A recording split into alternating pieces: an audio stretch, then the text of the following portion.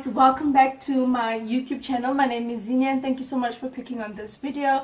If you're new here, a special welcome to you, and if you are a returning subscriber, thank you so much for your continuous support. I really appreciate it. So as you guys saw on the title of this video, it is quite a bit different. However, you guys, I actually watched something this past week on Unpacked with Lebo. It is here on YouTube. I think I'll put a link down below. I watched this video, you guys, of young moms or mothers suffering from postpartum depression, and there was just so many things that stood out to me, and I thought that I should just bring it back to our conversations we have, and I thought I should make this video, guys. So I watched this video, and this lady, right, I'm not going to go into what caused it or whatever, but what stood out for me the most was the fact that she was asked what are the most common problems or alarming factors that trigger that dark space, or trigger that part of your mindset to go into that dark space. Guys, when she said to me, it was the fact that she couldn't send her child to a private school. I was so shocked. I'm like, the amount of pressure we as parents, or mothers especially, like the pressure we put on ourselves, it is ridiculous, you guys. And I know it's something that just happens. We don't do it deliberately. We don't choose what is going to affect us or what must pressurize us. However, you guys, I feel like we must just face the fact and the sad truth of social media and the fakeness of it all, and how that fakeness even affects us parents or mothers, especially after birth. Because during your pregnancy, yes, everything is fine, but now when you are alone by yourself, with your low bank account, with your partner, the only one earning, you are literally trying to make ends meet, but it's difficult. And then you have social media, you follow all these other mummies, you see all these other celebrities, and they're living life. It seems like they really just got it together, and so in most cases it's not like that. However, we see a picture and we draw from it, and we let that depress us, or we let that make ourselves less valuable to our children.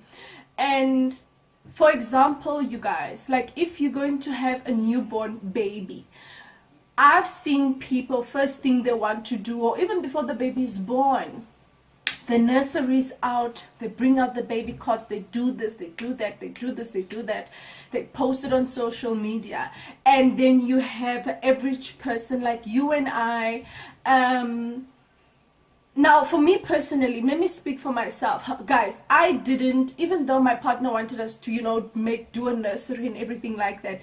Hell, I didn't even want my baby to have a baby bed, like a cot, but it was necessary for myself, for me and my partner's relationship, and for the baby's independence. So I really had to give that up. However, you guys, if it was up to me, my babies were going to sleep with me until whenever. Guys, I slept in my mother's bed up until the age of 16 years old. Even after that, every time I would go to varsity, now in my in my late teens, like maybe 1920s, when I would come back, I would still go sleep in my mother's bed. Yes, I would still go sleep in my mother's bed. So, and I turned out fine. I have a very close relationship with my mom. I know some of you will probably be shocked by this, but that was my reality. And it's not because we didn't have another bed for me to sleep in or another room for me to sleep in. It's because she chose that. She wanted me to be there. I probably wanted to be there. I wasn't rushing to be independent, and I turned out okay. I would think I turned out okay. Now, when I see people with all the investments in the baby nursery and everything, guys, it's so cute. I love it for babies. It's so adorable. But how long does the nursery last? Let's be honest. Probably a year.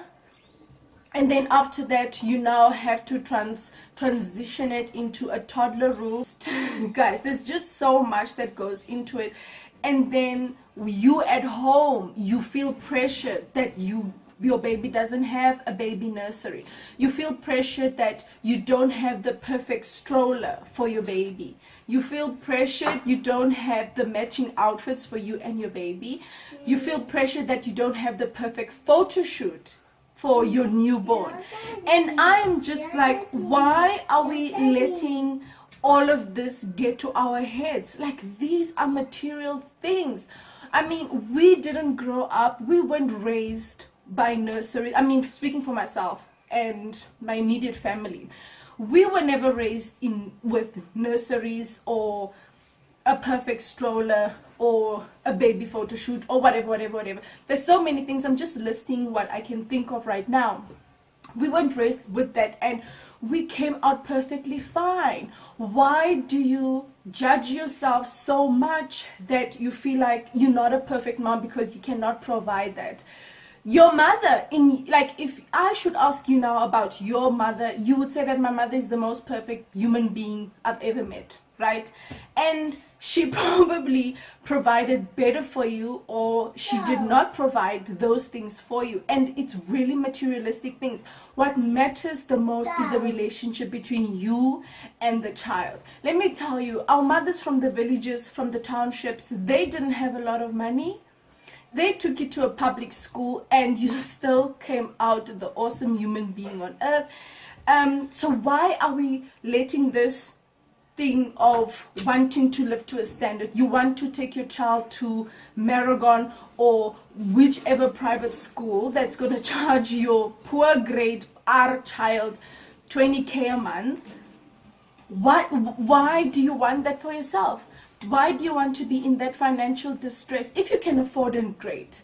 If you want to provide it for your child, awesome, and you can afford it and you can still have a happy life afterwards, awesome. But if you cannot, it's also okay. You're not a failing mom because you can't take your child to a private daycare, a private primary school. No. And this thing of society trying to make you feel bad or trying to make you look bad when you go to gatherings, when you go to events. Oh, Gandhi, where does Litabo go to school? No, Litabo doesn't go to school. I'm with him at home. Oh, but he sings the nursery rhymes so well. He can count from 1 to 20. He can do the ABC. I'm like, yes, because we teach at home. We engage with him at home. You know what I mean? But now you get other parents or other family members where they ask you, where does your child go to school? No, my child goes to this school and that school. Oh, yes, I'm sure he's so ever so smart. However, you guys, you're putting so much pressure on yourself because you're sending the child to a private school, right? And you expect that child to be ever so smart. You expect you're sending your child to a good private school where you're paying a lot of money. Your expectations for that child is to pass every single thing. You don't want any issues. You don't want any drama. You want your child to participate. You want your child to do everything. You don't want issues coming back home. And that is pressure alone is pressure on a primary school child. Let me tell you, it's a lot to take in. It's too much. Because let's be honest, the other time we saw a video of Kelly Khumalo speaking to one of her babies, and they said something wrong. Like the grammar was maybe switched around. They said something wrong, you guys. And Kelly Khumalo was like, that's not what I'm paying for at the private school. And we all laughed about it, but the matter of fact is you pay a lot of money, so you expect your child not to make any mistakes. And why is that? Why is that this child must be ever so perfect? We are forgetting that they are also human beings. That is because we know that our financial abilities does not allow us to have these private schools deducting from that account, because you'll be left with barely nothing. And why do we choose that life? I mean, you drop your child off in your cute little Kia Picanto.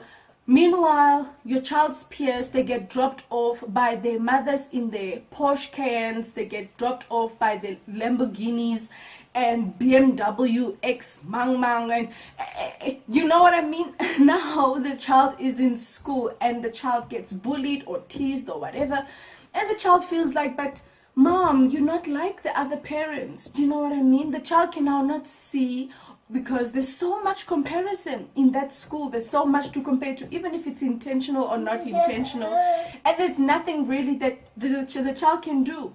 So I just wish that parents can really choose where they can afford financially and be happy with it. Don't get into the slump of depression because of pressure from social media. Guys, it's really not a big deal to send your child to a semi-private school or a public school. There's really no big deal, guys. Like, we shouldn't do this to ourselves, that it even sends us to depression. And this is just one of those things. It's just one of. There's so many more unrealistic things where you think, oh my God. But honestly, you're doing a great job. You are doing a great job. But as a mother, you know you want everything so perfect. Relax. Let go. Let God. And yeah, just take it easy day by day. You are a perfect mother. Your kids love and adore you. You provide for them. You feed them. You bath them. You keep them safe. You take care of their health. You're doing great. You're doing absolutely amazing. So yeah, you guys, that's it for now. I'll maybe do another video on something like this again in the near future. Thank you so much for watching, and yeah, have a good day from me to you with so much love. I'll see you guys on my next upload. Bye.